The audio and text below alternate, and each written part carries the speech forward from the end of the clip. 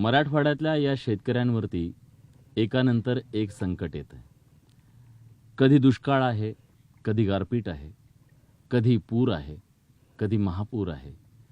या सगळ्या संकटातून पुन्हा पुन्हा उभं राहण्याचं बळ या माणसांचं हरवत चाललंय. इथं असे अनेक माणसं आहेत, असे शेतकरी आहेत ज्यांनी या प्रत्येक फटक्यामध्ये काहीतरी गमावलेलं आहे.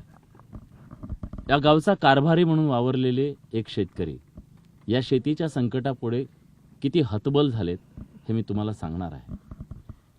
दादा, तुमचं नुकसान झालं 2017ला. हा, आणि त्यात तुम्हाला वैयक्तिक सुद्धा कौटुंबिक हानी झाली.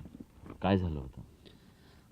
आज जी परिस्थिती आहे गावाच्या बाजूला जो महापुराने जो तडाखा बसला आहे पूर्ण पिकाला, पूर्ण गावकऱ्यांना, तसं 2016मध्ये एक वर्ष अगोदर अवर्षण होतं, म्हणजे दुष्काळी परिस्थिती होती 2016मध्ये.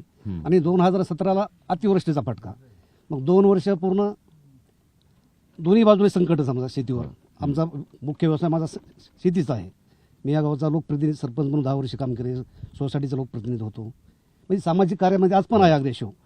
तर त्यावेळेस 16 एकर कापूस होत्याचा नव्हता, होऊन गेलं आदल्या वर्षी अवर्षण. माझी 3 मुलं शिक्षणासाठी बाहेर होते. आर्थिक परिस्थिती पूर्ण कोलमडली. माझ्या मंडळीचं मानसिक संतुलन असून ते एक्सपायर झाले 2016च्या दुष्काळ परिस्थितीमध्ये. ही माझी अवस्था आहे ह्या गावच्या लोकप्रतिनिधीची. तर इतरचं काय असेल असं माझ्यासारखे. आता मी सदन आहे थोडा ह्या गावातला, प्रस्थ आहे, मला 30-35 एकर जमीन आहे. तर बाकी गोगरे लोकांची अवस्था काय असेल?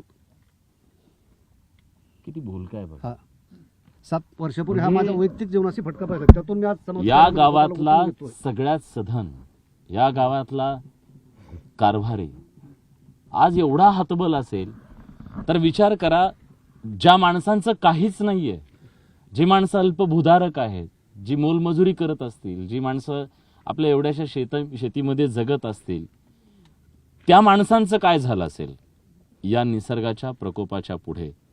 जिथं पाय रोवून उभी असलेली माणसं मुळासकट उखडून पडली, तिथं सामान्य माणसाचं काय झालं असेल नुसती कल्पना केली तरी अंगावर काटा येतो.